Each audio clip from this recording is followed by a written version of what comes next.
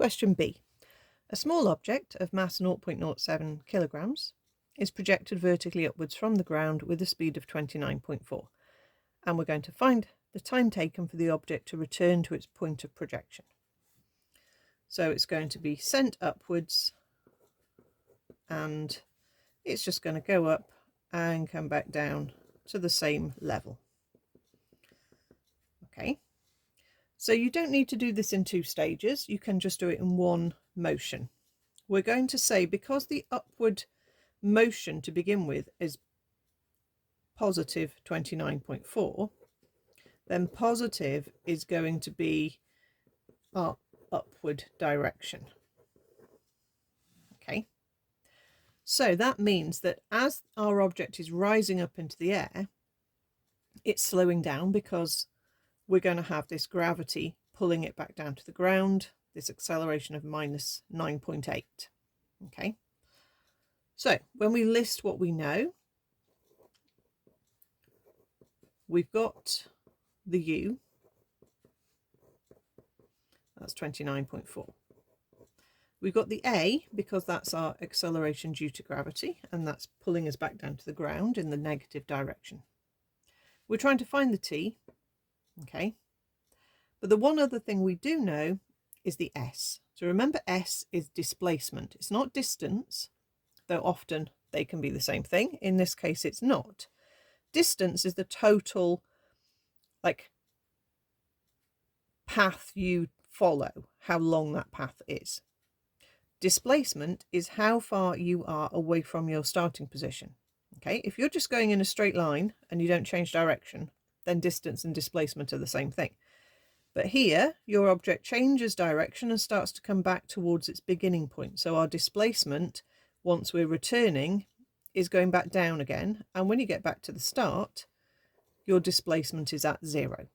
And if your object happens to fall lower than its starting point, then you'll need to put your displacement as negative, because below, downwards, would be negative. So you just have to be very careful with the signs on these SUVAT questions. This isn't too horrible as a question goes, but they could ask something a lot worse, so you have to be careful. Okay, so we've got the formula. We don't need to worry about V because we have 3 numbers and we can find T, and it's the one that we just proved in part A. So 0 is equal to 29.4 T plus a half times negative 9.8 times T squared. Now, this is one that we can factorize to solve.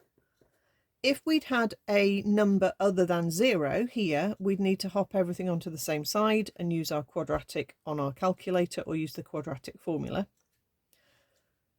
But with this one, because you've got a 0, you can say, if you factorize the right-hand side like this, and say T bracket 29.4 minus 4.9T, then the logic is then that if the product equals 0, then either T is 0 or your bracket is 0. Just like any normal quadratic equation. So T is 0 is the start, so we don't need to worry about that. With this one, we've got 29.4 is equal to 4.9T, and we can just do a division with our calculator.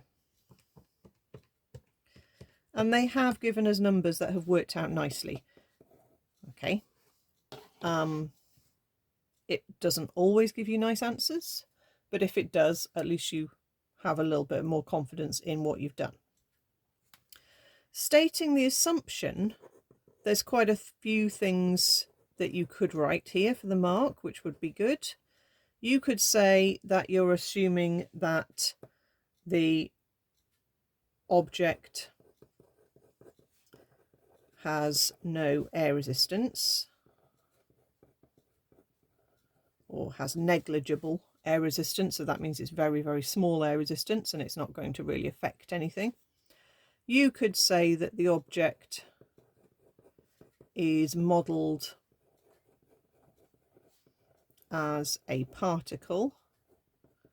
I mean, it did tell us it was small, okay, but really what you're doing is basically imagining it's a dot. We haven't actually used the weight, the mass rather, in this calculation, because SUVAT doesn't actually depend on the weight force going down or the mass of the object. So that was actually quite rare, but they put a bit of information in to see if you used it by mistake. Okay, you would use it if you were doing F equals ma, but here in SUVAT we're just using the acceleration due to gravity minus 9.8. We're not doing anything with the mass at all. Okay,